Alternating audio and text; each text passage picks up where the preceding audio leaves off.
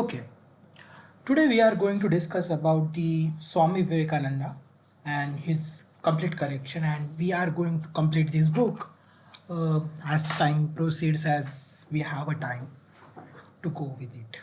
First, I will check whether my voice is audible to us.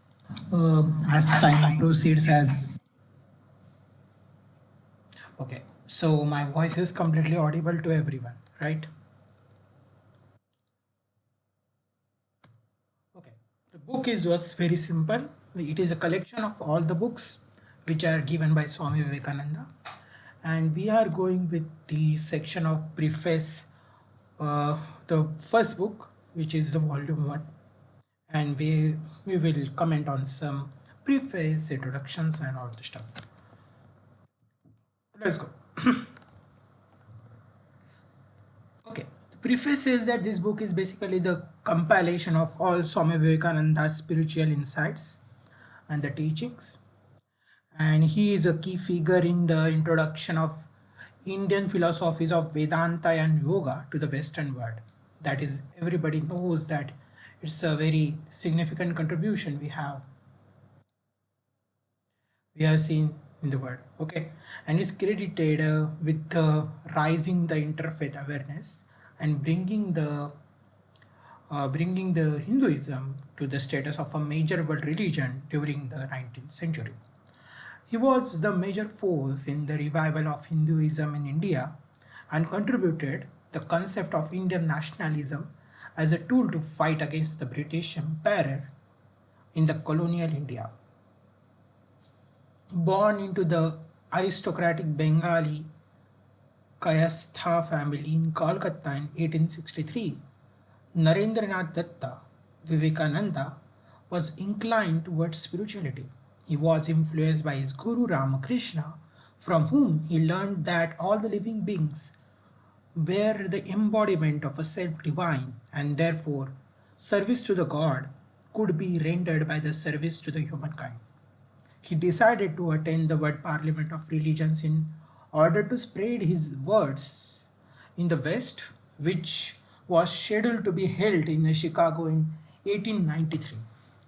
On the eve of his departure, he adopted the name of Swami Vivekananda with his glorious speech, which began with the Sisters and Brothers of America, which received a 2 minute standing ovation from the crowd of 7,000. Swami Vivekananda was thus introduced to word at the parliament. After the parliament, the Swami Vivekananda traveled throughout the United States as well as for the England for 3 years, lecturing and giving the Western world his best teachings on Vedanta before turning to India. Upon arrival, he found the Ramakrishna Mutt and Ramakrishna Mission in the subsequent years.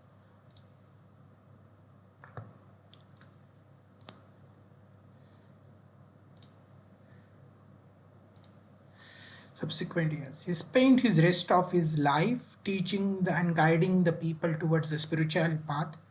Swami Vivekananda breathed his last on the 4th of July, 4th of July, which is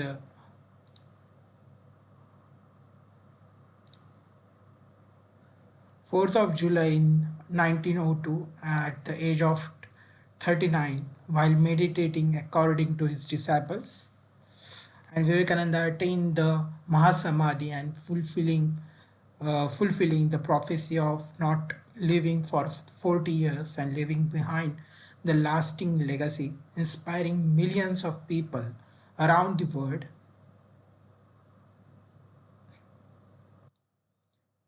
Uh, along towards the spiritual path. Introduction: Our Masters and His Message.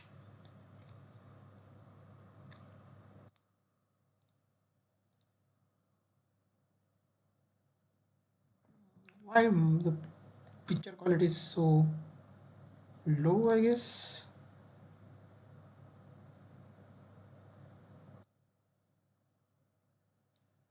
Okay, so this is fine.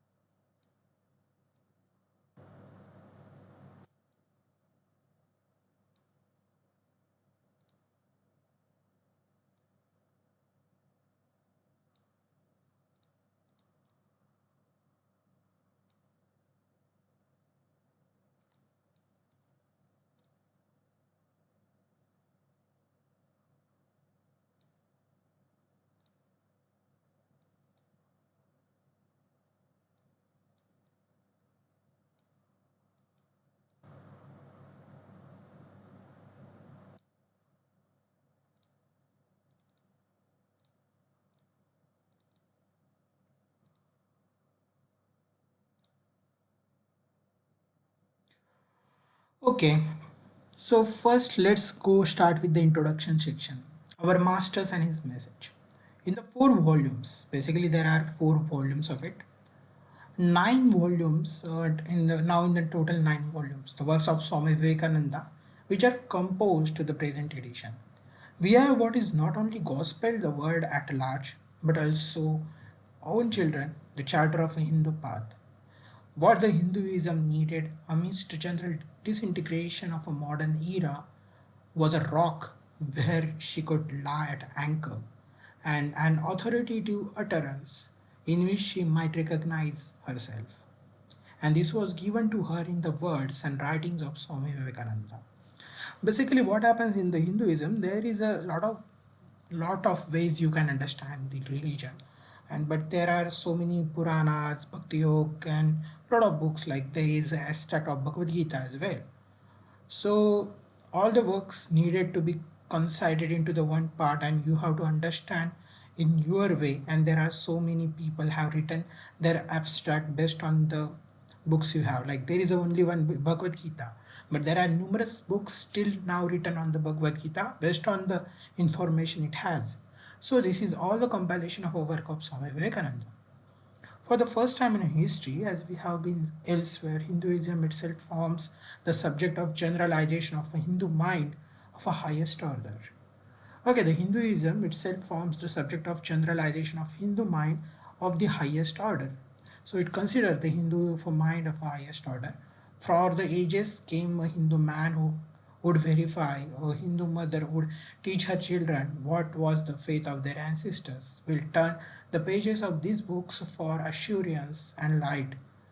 Long after the English language has disappeared from the India, the gift was there never be made, and through that language to the world will remain and bear its fruits in the East and West alike. What Hinduism had needed was organizing and consolidating its own idea. What the world had needed was a faith that had no fear of truth. Both these were found here. Nor could any greater proof have been given of the eternal vigor of Sanatan Dharma, of the fact that India has a great in the present as well as ever in the past, than the rise of individual who at a critical moment gathers up and voices the communal consciousness. That India should have found her own needs to satisfy only in carrying the humanity outside her borders, and the bread of a life is what might have been foreseen. Nor did it happen on occasion for a first time. It was a once before its sending out to the sister lands, the message of a nation making faith that India learnt as a whole to understand the greatness of its own thought. The self unification that gave birth to the modern Hinduism itself. Never we allow it to forgotten the idea forgotten the Indian soil first was heard, and command from the teacher to his disciples, go ye out into the all world and preach the gospel to the every creature. It's like you have an idea, and now you are like there is an idea of Hinduism in India, and it has to be spread and propagated to all over the world. It is the same thought, the impulse of a love taking itself the new shape, and that is uttered by the lips of Swami Vivekananda. It's kind of a divine duty which is given to the Swami Vivekananda to spread the message to all over the world, especially in the West and East, where they are looking for the new religion. Because when the Chicago Summit or Chicago Conference happened, they are looking for a new religion to adopt for the United States of America. So when the great gathering in the West, he says, if one religion true, then all others must be true. If we say that one religion is true, then the others are also true. Thus the Hindu faith is yours as well as mine. So that's why he was saying that okay, if one religion is true, then others must be true. It's not like one is false and another is not false.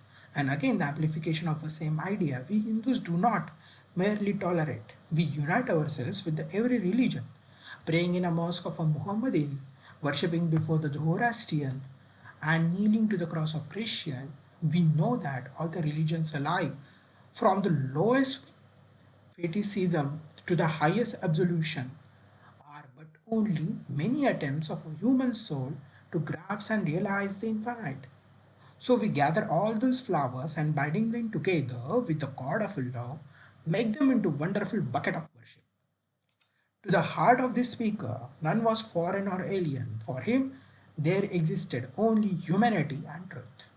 So Swami Vivekananda is given very interesting thought here that he was saying that okay, we Hindus merely do not merely tolerate, or we unite ourselves with the every religion. It's like kind you are plucking the flowers from the garden for him and creating a bouquet out of it. And you can have a bucket to worship whatever you want to do and however you want to do. One of the Swami's address before the Parliament of Religions, it may say that when he began to speak, it was of the religious ideas of Hindus. It was a topic that religious idea of Hindu, the topic of discussion. And then, but when he ended, the Hinduism has been created. After that, the Hinduism has been created. The movement was ripe with his potentiality. The vast audience that faced him represented exclusively the Occidental mind and included some development of all of this was most distinctive. Every nation in Europe has poured its human contribution upon America and notably upon Chicago, where the parliament was held. Much of the best, as well as some of the most of the modern effort and struggle, is at all the times to be met with and within the frontiers of a western civic queen whose feet are upon the shores of Lake Michigan as she sits and broods with the light of a north in her eyes. There is only little in the modern consciousness, very little inherited from the past of Europe, that does not hold some post out in the city of Chicago. And while teeming life and eager interest of the center may seem some of us for present largely a chaos, yet they are undoubtedly making for revealing of some noble and slow wrought ideal of human unity, when the days of their ripening shall be fully accomplished, such as a psychological area, such the sea of a mind, young, tumultuous, overflowing with own energy and self-assurance, yet inquisitive and alert withal within which the confronted Vivekananda, when he rose to speak, behind him, on contrary, lay an ocean calm with the long ages of spiritual development. Behind him lay a word that dated itself from the Vedas and remembered itself in the Upanishads, the word to which Buddhism was almost modern, the word that is filled with the religious systems of faith and creeds, the quiet land steeped in the sunlight of the tropics. The dust from the roads had been trodden by the feet of saints for the ages and ages. Behind him in the short lay India with her thousands of years national development, in which she had sounded many things, proved many things, and realized almost all, save only her own perfect unanimity from end to end for her great expanse of time and space. As to the certain fundamental, essential truths held by all her people in common. These then were the two-minded floods, two immersed rivers of a thought, as it were, eastern and modern, of which the yellow-clad wanderer on the platform of Parliament of Religions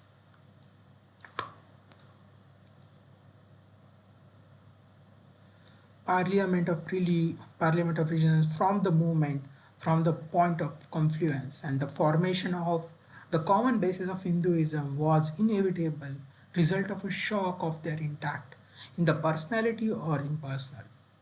For it was no experience of his own that rose to the lips of Swami Vivekananda there. He did not even take advantage of occasion to tell the story of his master. Instead of either of these, it was the religious consciousness of India that spoke through him. The message of his whole people, as determined by their whole past, as he spoke in a youth and noonday of the West, a nation sleeping in the shadows of darkened half of the earth, on the far side of a Pacific, waited the spirit for the words that would be born on the dawn that was traveling towards them to reveal them the secret of their own greatness and strength. Others stood beside Swami Vivekananda on the same platform as he apostles of a particular creeds and churches, but it was his glory that he came to preach a religion to which each of these was, and in his own words, was traveling and coming up of a different men and women through the various conditions and circumstances to the same goal. He stood there as he declared to tell one who had said of them all, not that one or another was true in this or that respect, or for this or that reason, but all these are threaded upon me as a pulse upon a string. He said that whatever the knowledge I am giving to is not based on something. It is kind of a thread in which the pulse, these are the pulse of a string. Wherever, though, sees the extraordinary holiness and extraordinary power raising and purifying the humanity, know though that I am there. It's kind of everything. To Hindu, says Vivekananda, a man not traveling from the error to the truth. Hinduism basically is not a man who is traveling from error to the truth, but climbing up from truth to truth, and truth that is lower to the truth that is higher. Like you are going from one truth to another truth when you are climbing a ladder, not like you are going from the one error to the truth. This, the teaching of Mukti, the doctrine that man has to become divine by realizing the divine, that the religion is perfected in us when it has led to him who is the one life, universe of death, him who is constant basis of ever-changing world, that one who is the only soul of which all the souls are but the delusion manifestations. Here is a very interesting thing is said. Who is a constant basis of ever-changing world? Like we are a basis of a constant changing, ever-changing world. And the one who is the only soul of which all the souls are the delusive manifestation. And all the souls are the delusion manifestations. May be taken as a two great and outstanding truths which are authenticated by the longest and most complex experience in human history. India proclaimed through him to the modern world of the West. India herself, the short address forms, as has been said, the brief charter of enfranchisement in Hinduism in its wholeness.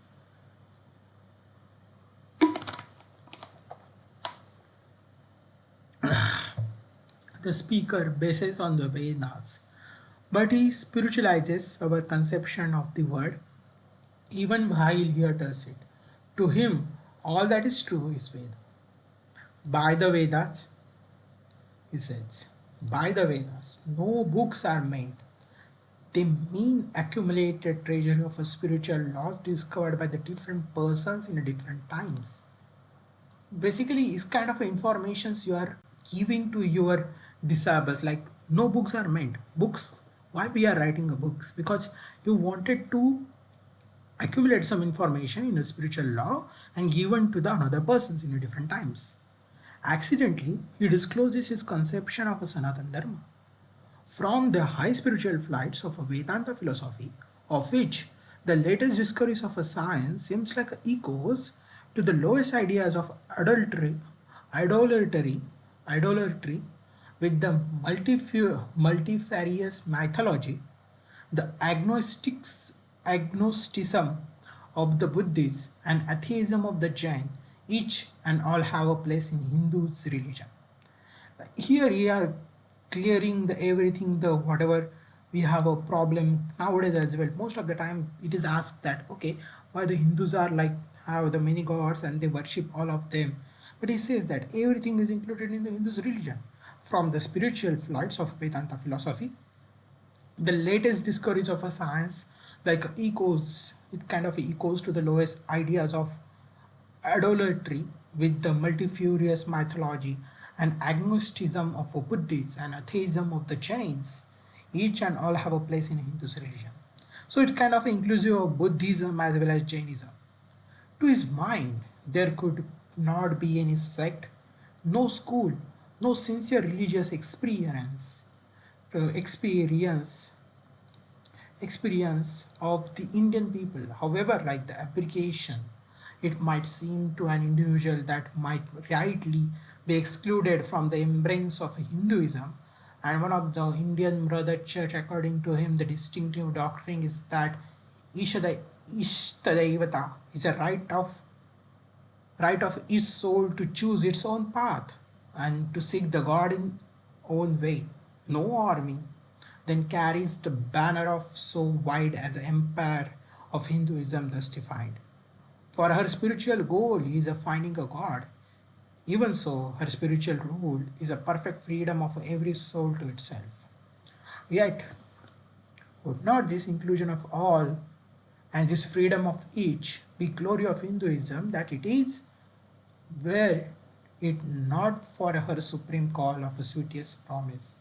Ye are children of immortal bliss, even ye that dwell in a higher spheres, for I have found that the ancient one who is beyond all darkness, all delusion, and knowing him, ye also shall be saved from the death.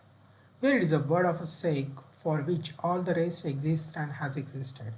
Here is a crowning realization into which all others are reasonable.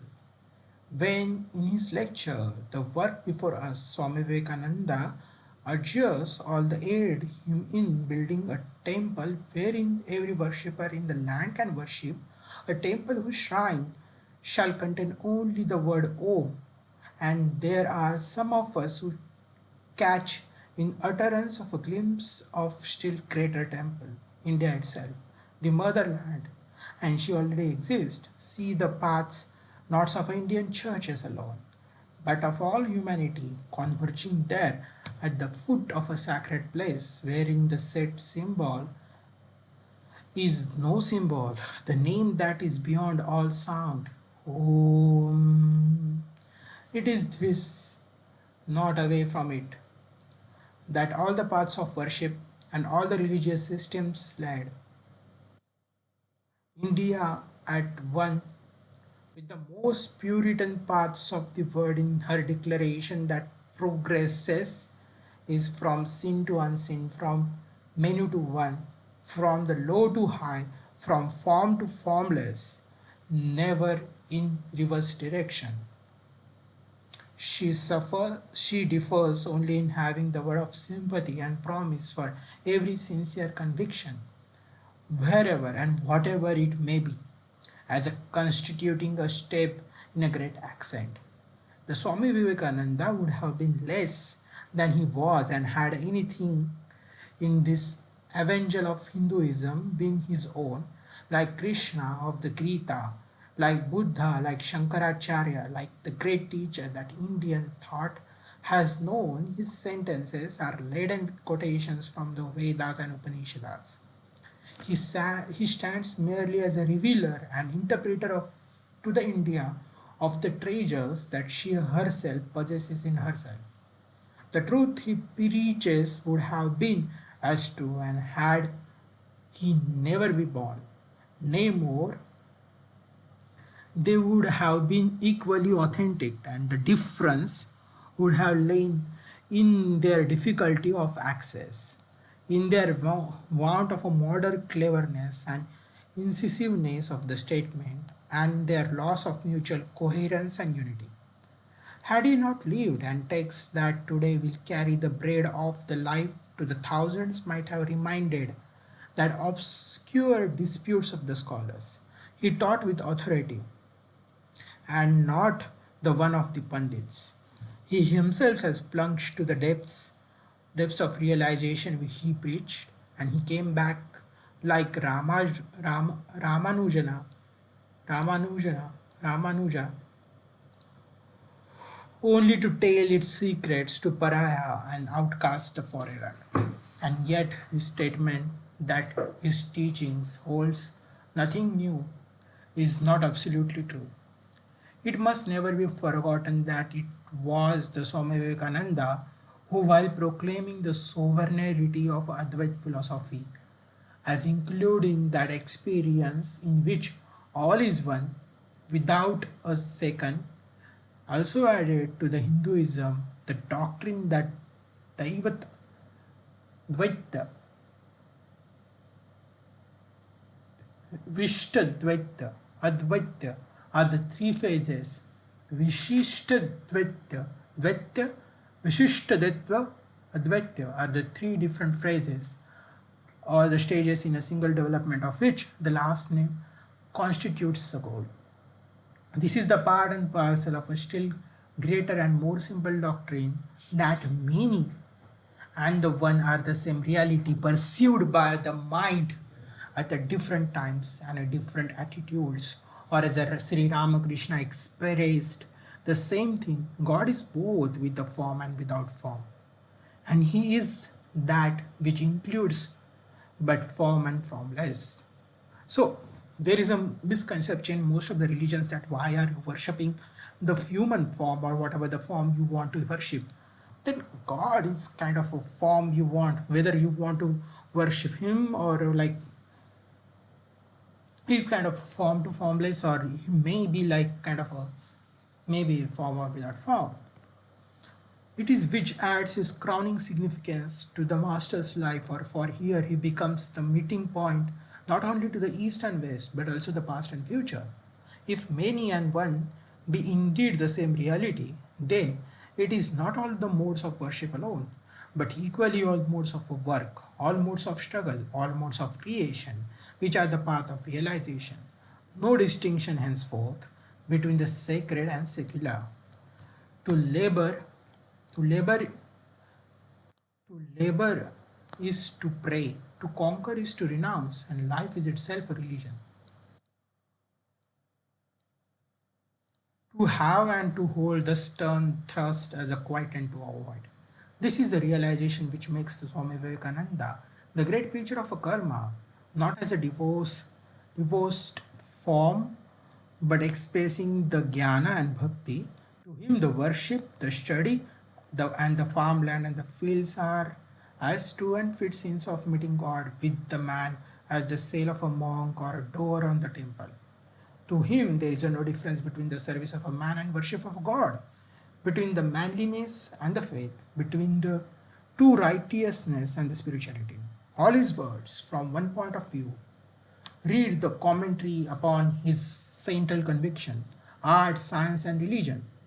He said once are the different ways of expressing the single truth. But in order to understand this, we must have a theory of Advaita, the formative influence that went to understanding or determining his vision may perhaps be regarded as threefold. There was a first his literary education in Sanskrit and English.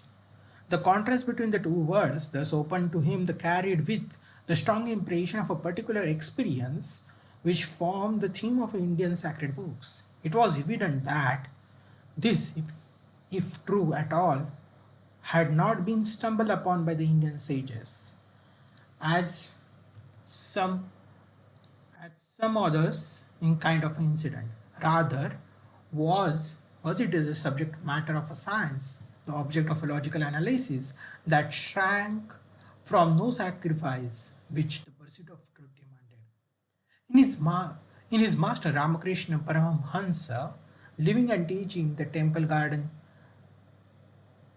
Dakshineshwar, the Swami Vivekananda Narendra, as he was then, found the verification of ancient text which his hearts and his lesson in the reason had demanded.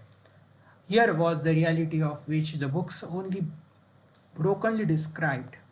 Here was the one to whom Samadhi was a constantly mode of knowledge. Every hour saw the swing of a mind from the many to the one. Every moment heard the utterance of wisdom gathered superconsciously. Everyone about him caught the vision of a divine, and upon the divine came the desire of a supreme knowledge, as if it had been a fever. Yet he who has this living embodiment of the books was so unconsciously, for he had read none of them. In his guru, the Ramakrishna Paramhamsa, Swami Vivekananda, found the key to the life. Even now, however, the preparation of his own task was not complete. He had yet to wander throughout the length and breadth of India, from Himalayas to the Cape Comorin, mixing with the saints and scholars, simple souls like learning from all and teaching to the all and living with all, seeing India as she was and is, and so grasping in its comprehensiveness that vast whole of which his master's life and personality had been brief and intensive. This then the Shastras, then the Guru and motherlands are the three notes mingle themselves to form the music of the works of Swami Vivekananda. And there is a treasure which is he has to offer to us. These flourish furnish him with the ingredients whereof he compounds the words he'll all his spiritual bounty. And there are three lights burning within the single lamp which India by his land lighted and set up with the guidance for the guidance of her own children and of the world in a few years of the works between 19 September 19, 1893 to July 4th, 1902. And some of us there are who fear the sake of the lightning of this record that he has left behind him, the blessed land that bore him, the hands of those who sent him forth, and believe that none even yet has been given to us to understand the vastness and significance of the message that he spoke. July 4, 1907. Volume 1 is consisting of addresses. Addresses at the, we can say,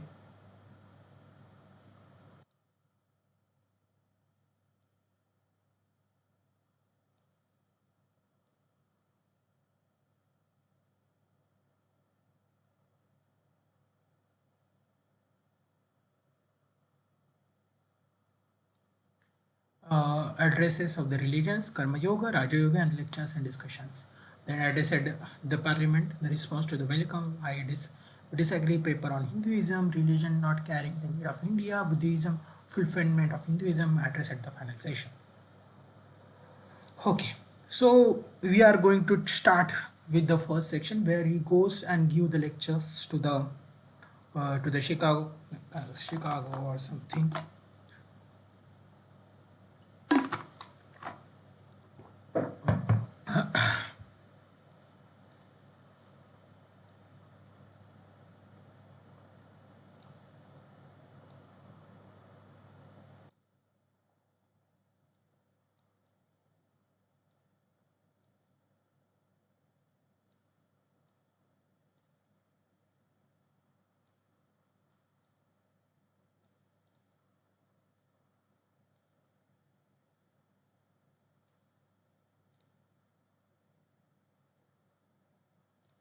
Okay, let's start. First is like addresses at a parliament of religions. Okay, he goes to the parliament and say at the world's parliament of religions on the Chicago, which is 11th of September 1893. He says, sisters and brothers of America. He starts very humbly saying that, okay, to all the sisters and brothers which are coming there to visit this parliament, and he starts with that. It fills my heart with a joy unspeakable to rise in response to the warm and cordial welcome which you had given to us. I thank you in the name of the most ancient order of the monks in the world. I thank you in the name of Mother of Religions. And I thank you in the name of millions and millions of Hindu people of all classes and sects. There is a huge round of claps for him.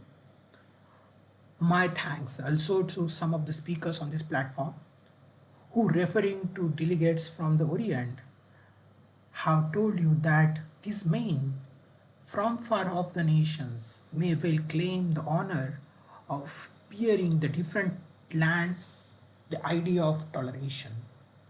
I am proud to belong to a religion which had taught the world both tolerance and universal acceptance. We believe not only in the universal toleration, but we accept all the religions as true. I am proud to belong to a nation which are sheltered and persecuted and the refuges of all religions and all nations of the earth. I am proud to tell you that we have gathered in our own blossom of purest remnant of Israelis who came to the southern India and took refuge us in a very year in which their holy temple was shattered to the pieces by the Roman tyranny. I am proud to belong to the religion which has sheltered, and is still fostering the remnant of the grand Zoroastrian nation. I will quote you between a few lines from the hymn which I remember to have repeated from my earliest boyhood, which is every day repeated by millions of human beings. As the different streams having their sources in a different places, all mingle their watering now sea. O Lord, of a different paths, which may take there through the different tendency, through though they appear crooked or straight, all lead to thee. There is one beautiful shloka which is he recited, recited by Swami-Vivekananda, which is Swami Vivekananda.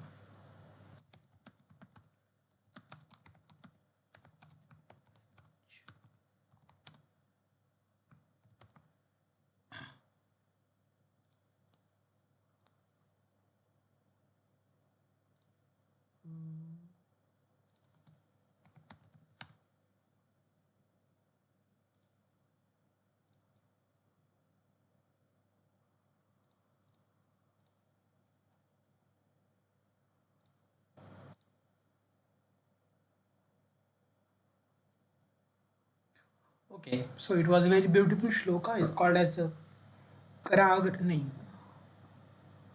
कर्मदेवरासदे कर्मुले तो गोविंदम प्रभाते कर दर्शनम. I mean, it Sarvadev नमस्कारम Keshavam प्रतिगच्छति. It's like there is a there you have like all the sources. There are all their sources of different paths, kind of a water, and finding a water finds its way to reach to the sea. Similarly, the different paths of which men take through the different tendency and various to they appear or crooked or straight, they all lead to the one thing or one goal, which is nothing the kind of a God you want to say. The praising convention, which is one of the most august and assemblies ever held, is in itself the vindication, a declaration of a word of a wonderful doctrine preached in the Gita. Whosoever comes to me, through whatsoever form, I reach to him. All men struggling through the different path which is aid which in the end lead to me. The sectarianism and bigotry and the horrible descendant fanaticism have long possessed this beautiful earth. Fanaticism have long possessed this beautiful earth. They have all filled with the earth with the violence and drenched it often and often with the human blood, destroyed the civilization, and sent the whole nation to despair. Had it not been for these horrible demons, the human society would be far more advanced than it is now. But their time is come. I fervently hope that the bell that tolled this morning in the honor of this convention may be death knell, death knell of the all fanaticism, of all persecutions with the sword or with the pen, and with uncharitable feelings between the persons wending their way to the same goal. Okay, so this is a short speech he gave, kind of things during the lecture. Then on the 15th of September, like this kind of introductory relation, it's like he just started that okay, there are so many different forms of worship or whatever things you want to do, and ultimately you come to the same idea, or you can say that ultimately you come to the same thought that okay, there are so many streams and they connect together and form the one kind of stuff. He explained very beautifully, which most of the people liked it and people have appreciated it. Then why we disagree? But there was a question that why? But there are so many forms, like why there is a disagreement between it. On the 15th September 1893, like almost like 4 days later, he started with that. I will tell you a little story. You have heard the eloquent speaker who had just finished and say, let us cease from abusing each other. He says that, okay, there is one other speaker is giving a lecture and he says that let us cease from abusing each other. Why are we opposing each other? And he was very sorry that there should be always so much variance. Why there is so much difference between the people? He was like upset with it. But I think I should tell you a story which would illustrate the causes of this variance. A frog which is lived in a whale, it had lived there for a long time. It was born there, brought up there, and yet was a little and very small frog. Of course, the evolutionists were not there then to tell us whether the frog lost his eyes or not, but for our story's sake, we must take it granted that it has eyes, that every day cleans with the water of all worms and bacillia that lived in it, with the energy that would to create to our modern bacteriologist. In this way, it went on and became a little slick and fat. Well, one day another frog that lived in a sea came and fell into the whale. Then they both are discussing together. Oh, where are you from? He said that I am from sea. Oh, see how big it is. Is it big as my whale? He talked that he took the leaf from one side of the whale to the other. My friend, said the frog of the sea, how do you compare a sea with your little whale? Then the frog took another leap and said, oh, is the sea is big like this? Then what? The another sea frog says that what a nonsense is big to compare a sea with a whale. Well, then the frog of the whale said, nothing can be bigger than my whale. There can nothing be bigger than this. This fellow is a liar, so turn him out. That's the problem. That has been a difficulty all the while. I am Hindu. I am sitting in my own little well, thinking that a whole world is my little well. The Christian sits in this little well and thinks the whole world is in his hell. The Mohammedan sits in his little well and thinks that it is a whole world. I have thank you, the America, for the great attempt you are making to break down the barriers of this little world of ours, and hope that in future the Lord will help you to accomplish your purpose. Paper on Hinduism. Okay, after 4 days, like it's very like there are so many people from different religions and came and they gave the lectures on their religions and everything. On the paper of Hinduism, then he presented a paper on it. Okay, they read the parliament in the 19th September 1893. 3 religions now stand in the world which has came down to us from the time prehistoric. First is Hinduism, Zoroastrianism and Judaism. They all have received tremendous shocks and all of them prove by their survival their internal strength. But while the Judaism failed to absorb Christianity and was driven out of the place of her birth by its all-conquering daughter and handful of parses, is all that remains to tell the tale of their grand religion. Sect after sect arose in India and seems to shake the religion of Vedas to its very foundations, but like the waters of seashore, in the tremendous earthquake, it receded only for a while, only to return in all-absorbing flood, 1,000 times more vigorous, and when the tumult of a rush was over, these sects were all sucked in and absorbed and assimilated into the immense body of a mother faith. So he was saying that okay, there was so many problem is that in the other religions, kind of Zoroastrian Judaism, there is a part Christianity is felt to driven apart from its own origin, and the born give it to the different origins. But in Hinduism, it kind of like there is a born of different religions, and but Hinduism kind of a widespread that it take everything into their own self. From the higher spiritual flights of the Vedanta philosophy, of which the latest discoveries of a science seems like echoes to the low ideas of adultery, with the multifarious mythology and agnosticisms of the Buddhists and atheisms of the Jains, each and all have the place in Hindu's religion. Everything is included. Okay? Where then the question arises, where is a common center to which all of these widely diverging radii converge? Where is a common basis on which all these seemingly hoped contradictions rest? And this is the question I shall attempt to answer. Okay, when I say that it's kind of inclusive of all, but there are some differences within them.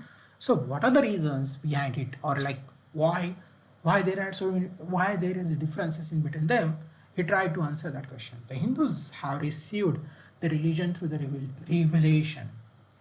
So Hindus have received their religion through the revelation, like the Vedas. They hold the Vedas are without beginning and without end. Vedas don't have any end or beginning. It may sound like ludicrous to the audience how the book can be have a without beginning or end, but by the Vedas no books are meant. They mean the accumulated treasury of a spiritual laws which are discovered by the different persons in different times. The Vedas are written by the many people at a different time, by the different persons in different times. Just as the law of gravitation means. Just like the law of gravitation existed before its discovery, would exist if all the humanity forgot, so it is with the law that govern with the spiritual world. The more ethical, spiritual relationships between the soul and soul, between the individual spirits and the Father of all spirits, were there before their discovery and would remain even if we forgot them.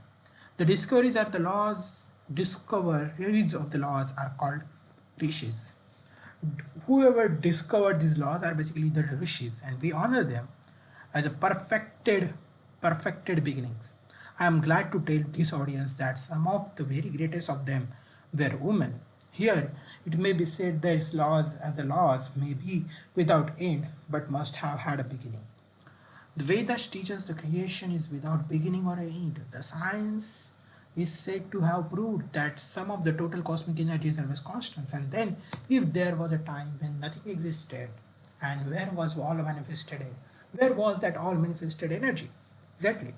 Some may say it is a potential form of the God. In that case, the God is something, sometimes the potential or sometimes the kinetic, which would make him mutable, right? Everything is mutable is a compound, and everything compound must undergo the change which is called as destruction. So the God would die, which is absurd. Therefore, there never was a time when there was no creation. So there is always a time of creation. It may be allowed to use a simile or creation and creator are two lines without beginning, without end, running parallel to each other. It's kind of, you can say, the simile that creation and creator are running parallel to each other. The God is ever active providence by those five whose power systems, software systems are being evolved out of the chaos, made to run for a time and again destroyed. It's kind of a thing which is like, okay, it is run and again is destroyed and again it is started into again. And this is the Brahmin boy repeats every day. The sun and the moon, the Lord created like suns and moons of previous cycles. The sun and the moon and the Lord created like the suns and the moons of the previous cycles. And this agrees with the modern science. There are so many suns and so many moons. Here I stand. If I shut my eyes and try to convince myself, what is the idea before me?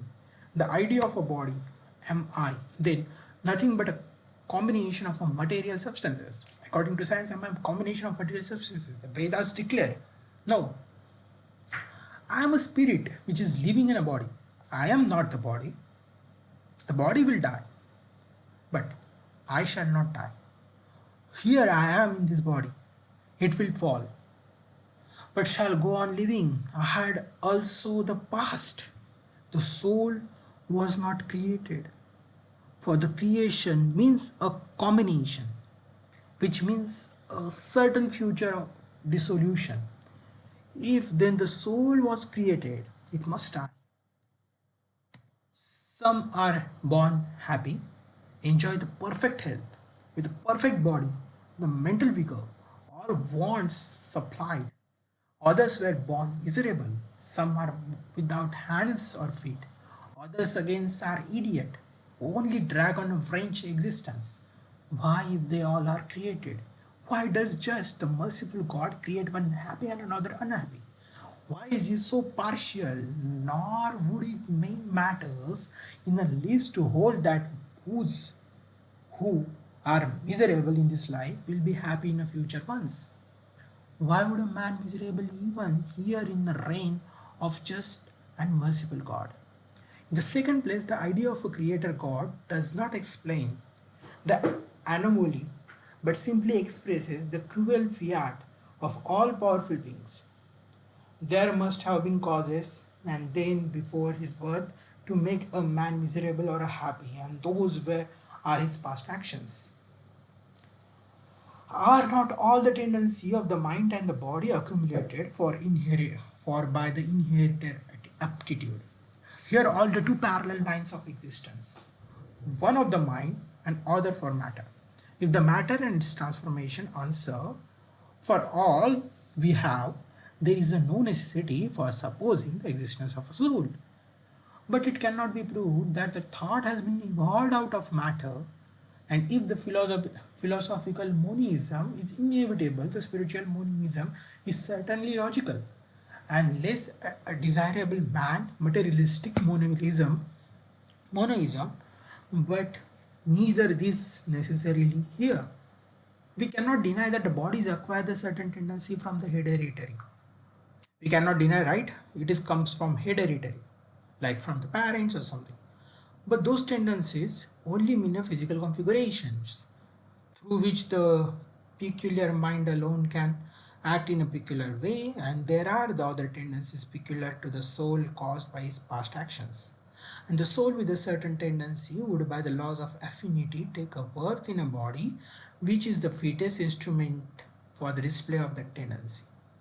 This is in accord with the science, for a science wants to explain everything by habit, and habit is got through the reputations. So the reputations are necessary to explain the natural habits of a newborn soul. And since they are not obtained in his present life, they must have come down from the past lives. There is another suggestion taking all this from the granted. How is it that I do not remember anything from my past life? Can be easily explained. I am now speaking in English, right? It is not my mother tongue. In fact, no words of my mother tongue are now present in my consciousness. But let me try to begin them up. They try to rush in. That shows that consciousness is the only surface of a mental ocean, and within its depth are stored all our experiences. Try and struggle. They would come up, and you would be conscious even for your past life. Whatever we are storing, it's in our consciousness, right? This is very important thing he was discussing here. Okay, this is a direct and demonstrative evidence, and the verification is the perfect proof of a theory. And here is a challenge thrown to the world by the rishis. We have discovered secret by which the very depths of an ocean of a memory can be stirred up, and try it. You would get a complete reminiscence of your past life. So then the Hindu believes he is a spirit. Him the sword cannot pierce. Him the fire cannot burn. Him the water cannot melt. Him the air cannot dry. The Hindu believes that every soul is a circle whose circumference is nowhere, but whose center is located in the body. And the death means the change of his center from body to body. Nor is the soul is bound by the conditions of the matter. In its every essence, it is free, unbounded, holy, pure, and perfect. But somehow or other, it finds itself tied down to the matter and thinks of itself as a matter. Why should the free, perfect, and pure being be thus under the thraldom of the matter is the next question. Like you are saying that the soul is something kind of a free, perfect, and pure being. Why it is attached to this material body? How can a perfect soul is believe the imperfect? Like, how can a perfect soul be deluded into the belief that is imperfect? We have been told that Hindus shirk the questions and say that no such question can be there. Some thinkers want to answer it by positioning one or more quasi-perfect beings and use of a scientific names to fill up the gap. But naming is not explaining. The question remains the same. How can the perfect being or the perfect become a quasi-perfect? How can pure and absolute change ever microscopic particle of its nature? But the Hindu is sincere. He does not want to take shelter under this sophistry. He is brave enough to the face the question in a manly fashion, and his answer is, I do not know. I do not know how a perfect being, the soul, came to think of itself as a perfect and as joined to and conditions by the matter. But the fact is fact for all that. It is the fact is in everybody consciousness that one thinks of oneself as a body, and the Hindu does not attempt to explain why one thinks one is the body, and the answer that is the will of a God is no explanation.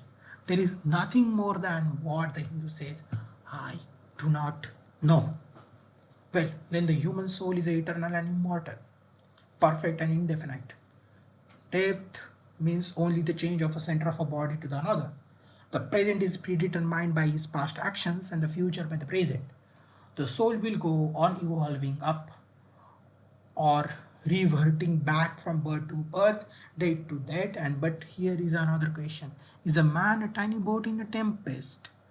Raise one movement on a foamy crest of billow and dash down into yawning jaws to the next, rolling and fro, rolling to and fro, at a mercy of a God, and the bad actions, the powerless, helpless, wreck in ever raging, ever rushing, and uncompromising current of cause and effect. A little moth placed under the wheel of causations, which rolls on, crushing everything in its way, and waits not for the widow's tears or the orphan's cry. The heart sinks at the idea. Yet, this is a law of nature. Is there no hope? Is there no escape? Was the cry that went up from the bottom of a heart of despair. It reached to throne of mercy and the words of a hope, and the consolation came down and inspired the Vedic sage, and he stood up before the world in the triumphant voice proclaimed the glad tidings. Here, ye children of immortal bliss, even ye reside in the higher spheres. I have found the ancient one who is beyond all darkness and delusion. Knowing him alone, you shall saved from the death over again. The children of immortal bliss. What a sweet, what a hopeful name. Allow me to call you, Brethren, by the sweet name, years of immortal bliss. Yeah, the Hindu refuses to call all you sinners. We are the children of a God, the shatters immortal, sharers of immortal bliss, the holy and perfect beings. Ye divinities on the earth, sinners. It is a sin to call a man so. It is a standing label on a human nature. Come up, O lions, and shake off the delusion that you are a sheep, you are a soul immortal, the spirit free, blessed and eternal.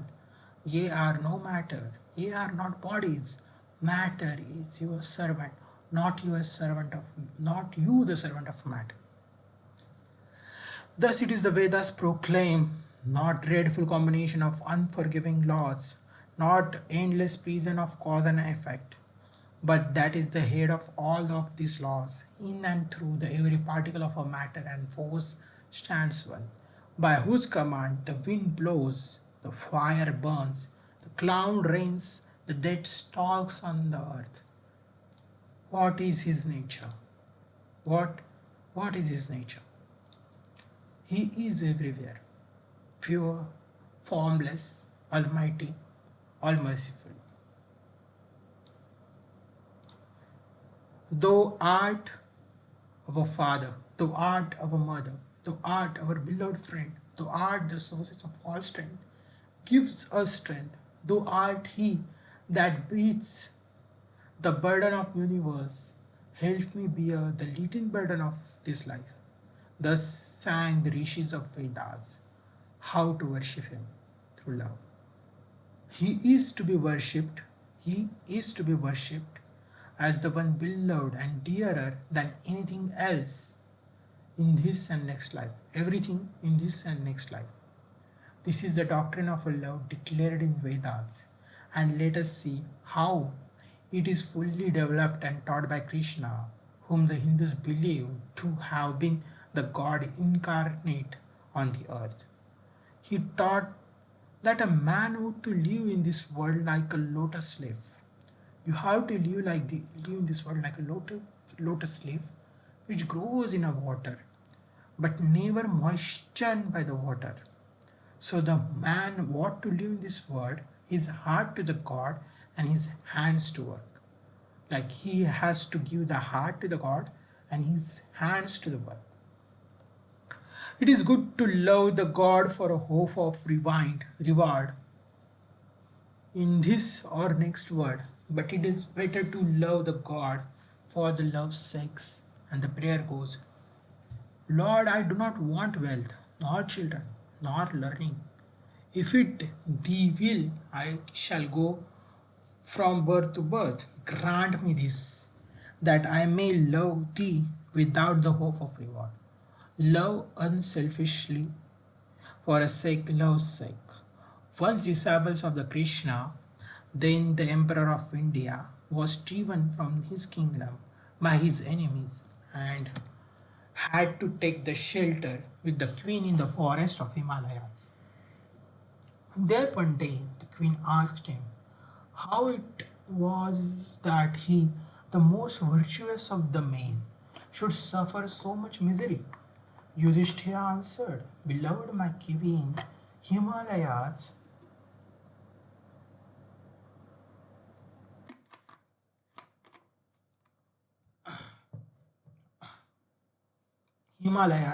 how grand and beautiful they are. I love them. They do not give me anything. But my nature is to love the grand, beautiful. Therefore, I love them. Similarly, I love the Lord. He is the source of all beauty, of all sublimity. He is the only object to be loved. My nature is to love Him, and therefore I love. I do not pray for anything. I do not ask for anything. Let Him bless me wherever He likes. I must love Him for love's sake. I cannot trade in love. The Vedas teach that soul is divine, only held in a bondage of a matter. The perfection will be reached, and this bond will burst. And the word they use for it is therefore the mukti, the freedom. The Vedas teach the soul is divine and only held the bondage of a matter, and the perfection will be reached when the bond will be burst. And the word they use it for therefore is called mukti, the freedom, and freedom from the bonds of imperfection and freedom from the death and misery. And this bondage can only fall off through the mercy of a God. And this mercy comes on pure. So the purity is the condition of His mercy. And how does that mercy act? He reveals Himself to the pure heart, the pure and stainless see God, yeah. Even in this life, then and then only, all the crookedness of the heart is made straight, and then all the doubts ceases, and He is no more the freak of terrible laws of causations. And this is the very center. This is very center and very vital conception of Hinduism. The Hindu does not want to live upon the words and theories. If their existence is beyond the ordinary senses existence, he wants to come face to face with them. If there is a soul in him which is not a matter, and if there is an all merciful universal soul, he will go to him direct. You must see him that alone can destroy all the doubts. So the best proofs of a Hindu sage gives best soul about the God is, I have seen the soul, I have seen the God. And that is the only condition of perfection. The Hindu religion does not consist in struggle and attempts to believe the certain doctrine or dogma, but not believing but in being and becoming. Thus, the whole object of their system is the constant struggle to become perfect, to become divine, to reach to God and see the God. And this teaching, this reaching God and seeing God and becoming the perfect as the Father in the heaven is perfect, constitutes the religion of Hindus. And what becomes a man when he attempts perfection? He lives a life of a bliss infinite. He enjoys infinite and perfect bliss, having obtained only thing in which a man ought to have a pleasure, named the God, and enjoys the bliss with the God. So far all the Hindus agreed, this is the common religion of all the sects of India. But then perfection is absolute. Absolutely cannot be two or three. It cannot have two qualities. Two. It cannot have any qualities. It cannot be individual. So when the soul becomes perfect and absolute, it must become one with Brahman and would only realize the Lord as the perfection and the reality of its own nature and existence is absolute. Knowledge is absolute and bliss is absolute. We have often and often read this caused the loss of individuality and becoming a stock or a stone. He just attacks scars that never felt a wound. I tell you, it is nothing of a kind. If it is a happiness to enjoy the consciousness of this small body, it must be greater happiness to enjoy the consciousness of two bodies.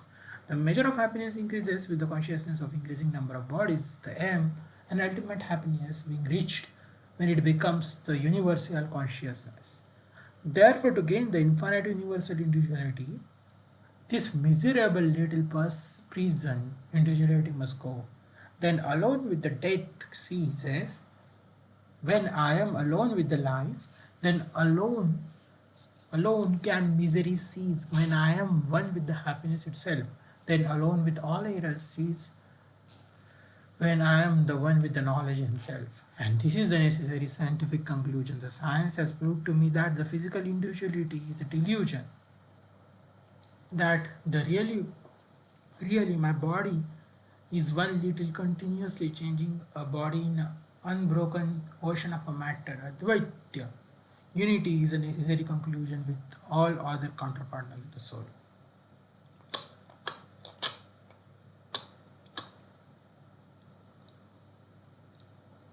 The science is nothing but the finding the unity. As soon as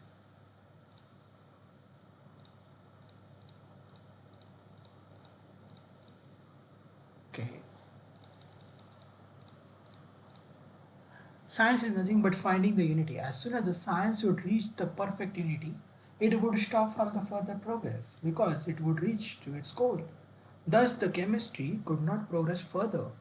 When it would discover one element out of which all other could be made, the physics would stop when it would be able to fulfill the services in discovering one energy of which all others are but the manifestations, and the science of religion becomes perfect when it would discover him who is the one life in the universe of a death, him who is a constant basis of ever-changing world, one who is only the soul of which all the souls are but the delusive manifestations, and thus it is through the multiplicity and duality that the ultimate unity is reached. The religion can go on no further, and this is the goal of all sciences. All science is bound to come to this conclusion in the long run. Manifestations, not creation, is the word of a science today.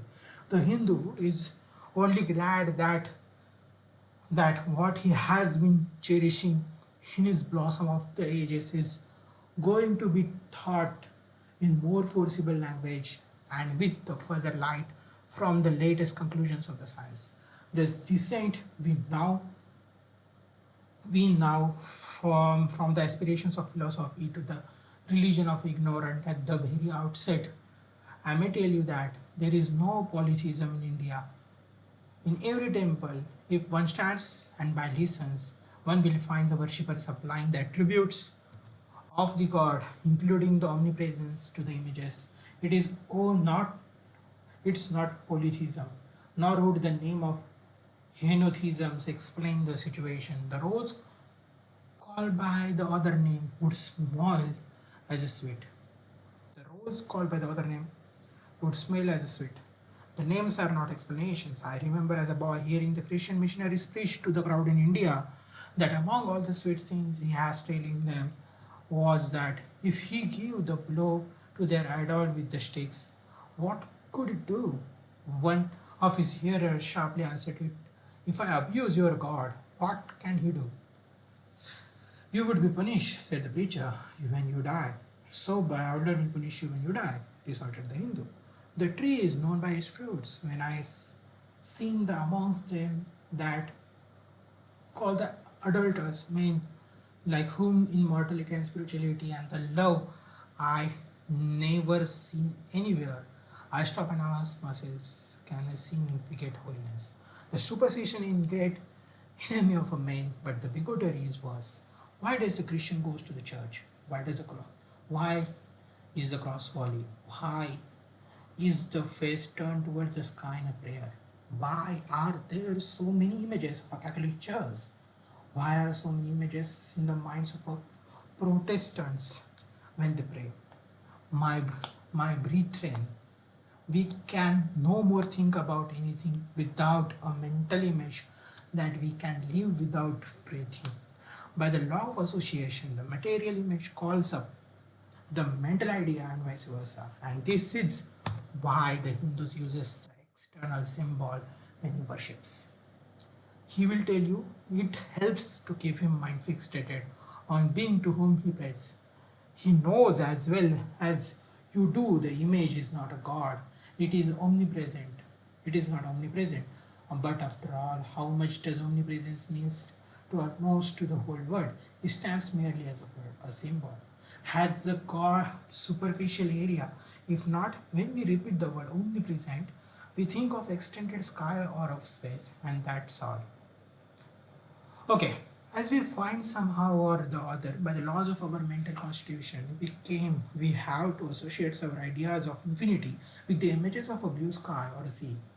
So we naturally connect our idea of a holiness with the image of a church, mosque or church, mosque or cross.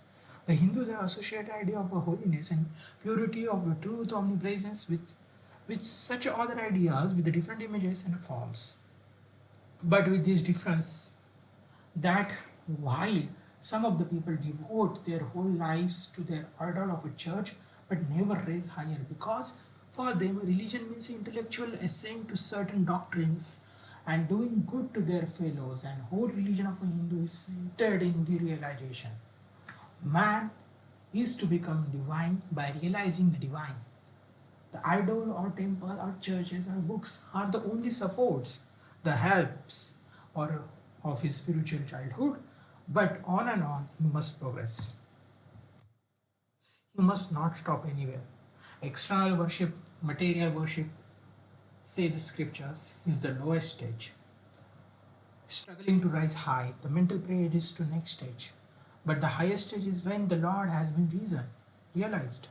The mark, the same earnest man who is kneeling before the idol tells you, him the sun cannot express, nor the moon, nor the stars, the lightning cannot express him, nor what we speak of the fire. Through him they shine. But he does not abuse any one's idols or calls its worshippers sin. He recognizes in its necessary stage of life. The child is a father of a man. Would it be right for an old man to say that childhood is a sin or youth or sin? If a man may realize his divine nature with the help of an image, would it be right to call it as a sin?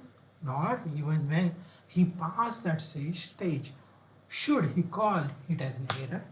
To all, to the Hindu, the main man is not traveling from error to truth, but from truth to truth, from the lower to the higher.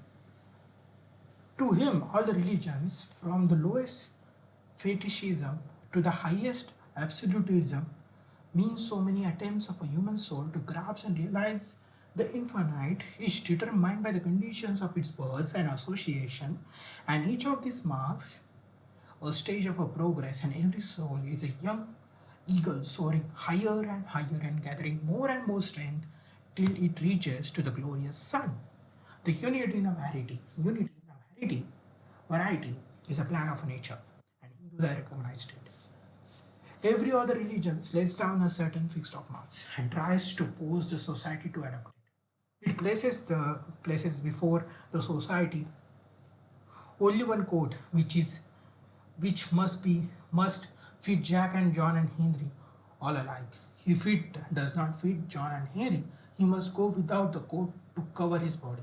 The Hindus have discovered that absolute can only be realized or thought of or stated through the relative, and relative images and crosses and crescents are the simply so many of symbols, so many pegs to hang the spiritual ideas on. It is not this help is necessary for everyone, but those that do not need it have no right to say that it is wrong, nor it is compulsory in Hinduism. One thing I must tell you, the adultery in India does not mean anything horrible. It is not a mother of harlots. On the other hand, it is an attempt to underdevelop minds to grasp the high spiritual truths. The Hindus have their faults. They sometimes have their exemptions. But marks this, they are always for punishing their own bodies, never for cutting the throats of a neighborhoods. If a Hindu fanatic burns himself on a pyre, he never lights the fire of Inquisition. Even this cannot be laid at the door of his religion any more than the burning the witches can be laid at the door of Christianity. To the Hindu, then the whole word of religions is only traveling.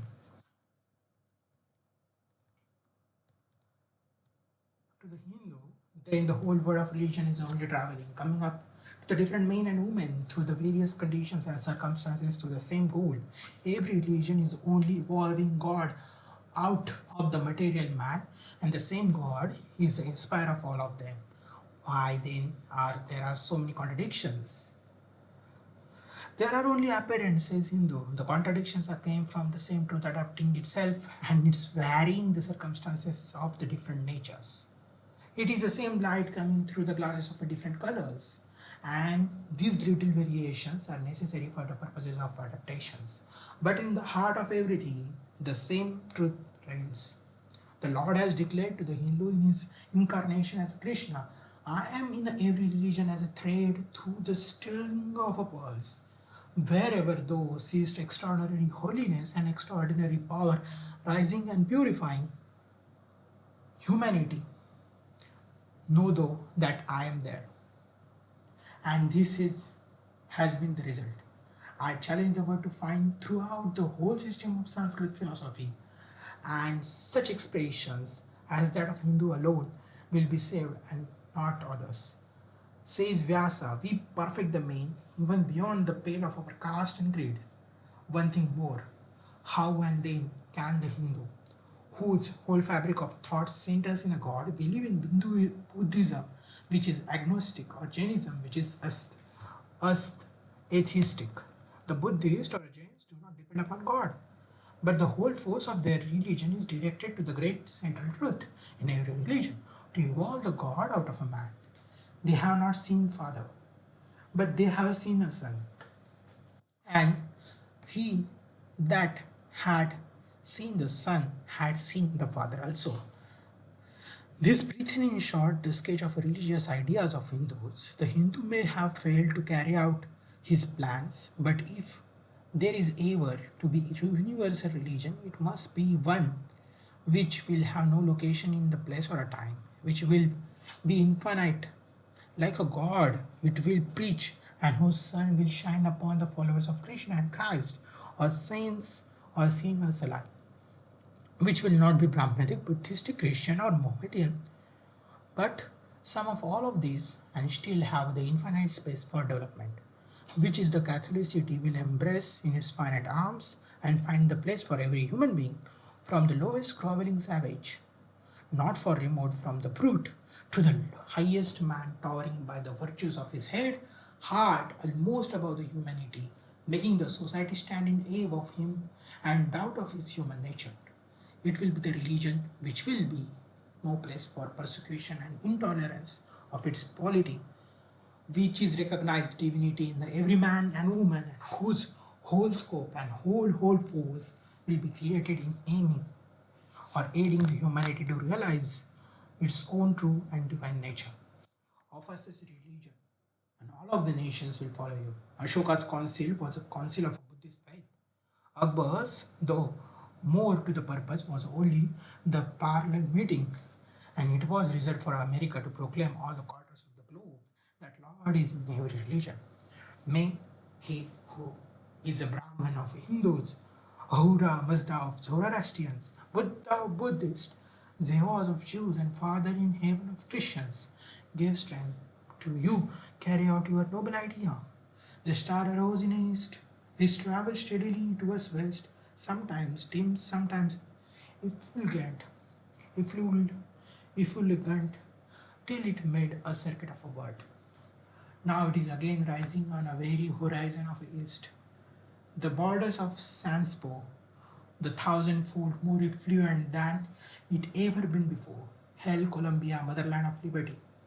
It has been given thee who never dipped her hand in her neighborhood blood, who never found out that the shortest way of becoming rich was by robbing the another neighbors, and it has given thee to march at vanguard of civilization with the flag of harmony. In this way, the first chapter, we discuss the two chapters here, which is on the 16th and religion not a carrying need in India. We just finished like almost 40 pages of it, 6,000 pages. So every day we will go with the 40 pages, and I guess soon we are able to complete or finish the 9 volumes of this book. We are just today is 1%. Slowly and steadily we go for the last. Thank you for listening to me. Here is Ajinkya.